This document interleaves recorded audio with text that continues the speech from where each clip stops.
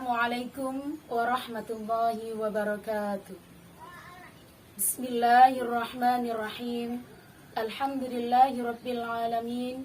Assalatu wassalamu ala asyrafil anbiya wal mursalin sayyidina wa maulana Muhammadin wa ala alihi wa sahbihi ajma'in. Amma ba'du. Puji syukur alhamdulillah senantiasa kita panjatkan kehadirat Allah Azza wa Jalla yang telah mengkaruniakan rahmat serta hidayahnya kepada kita sekalian sehingga sampai hari ini kita bisa melaksanakan ibadah puasa dengan penuh keimanan. Salawat dan salam semoga tetap terhaturkan keharibaan baginda Nabi Muhammad sallallahu alaihi wasallam sebagai insan yang senantiasa kita harapkan syafaatnya hingga kelak di hari kiamat. Mustami'in mustami'at rahimakumullah. Bulan Ramadan adalah bulan suci dan mulia.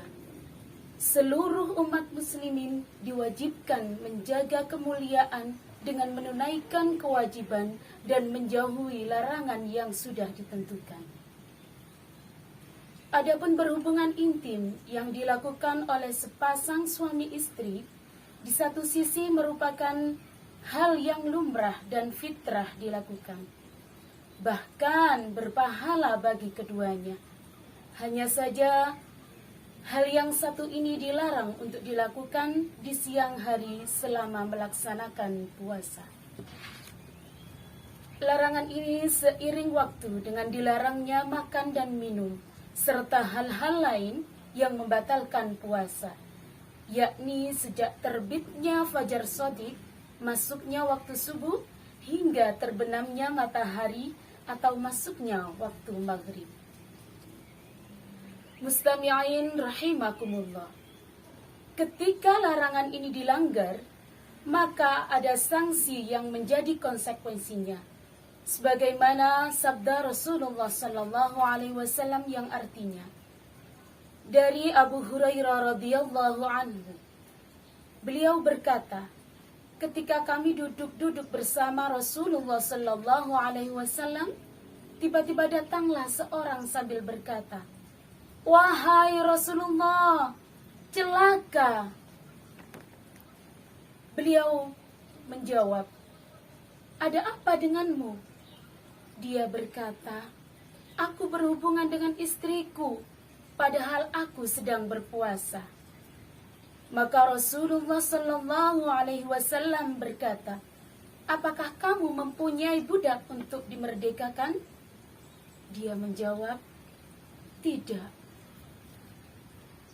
Lalu beliau sallallahu alaihi wasallam berkata lagi, "Mampukah kamu berpuasa 2 bulan berturut-turut?" Dia menjawab, "Tidak." Lalu beliau sallallahu alaihi wasallam bertanya lagi, "Mampukah kamu memberi makan 60 orang miskin?" Dia menjawab, "Tidak." Lalu Rasulullah sallallahu alaihi wasallam diam sebentar. Dalam keadaan seperti itu, Nabi sallallahu alaihi wasallam diberi satu ir berisi kurma. Al-ir adalah takaran, maka beliau berkata, "Mana orang yang bertanya tadi?" Dia menjawab, "Saya orangnya."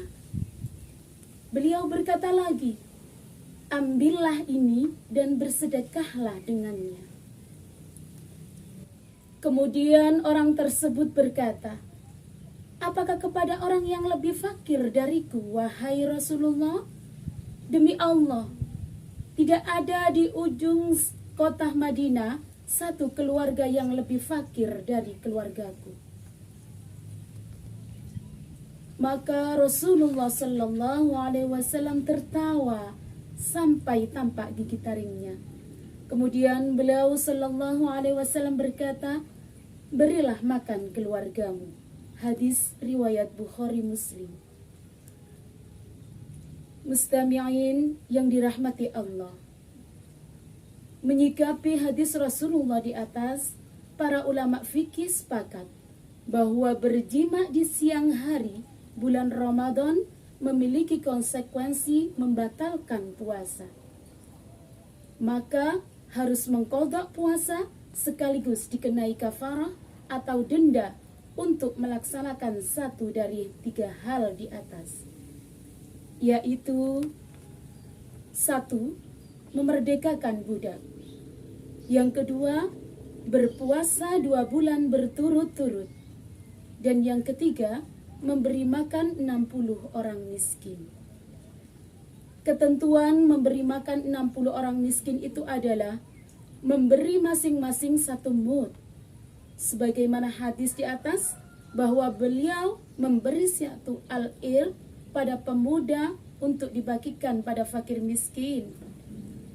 Al-irq adalah sebuah wadah bahan makanan yang dapat menampung 15 sok yang takarannya sama dengan 60 mud.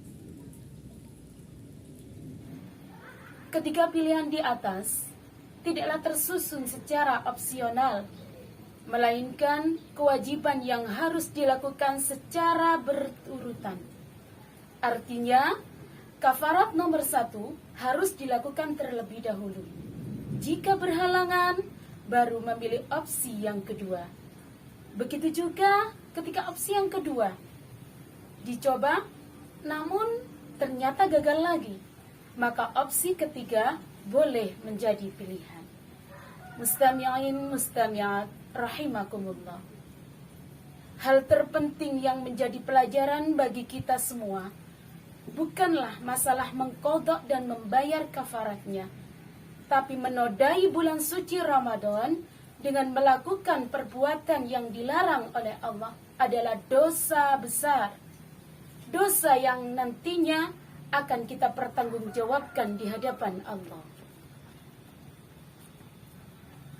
Hadirin, semoga kita semua senantiasa dilindungi dari hal-hal yang dilarang, serta mendapatkan keberkahan pahala ibadah puasa dari Allah Subhanahu wa Ta'ala.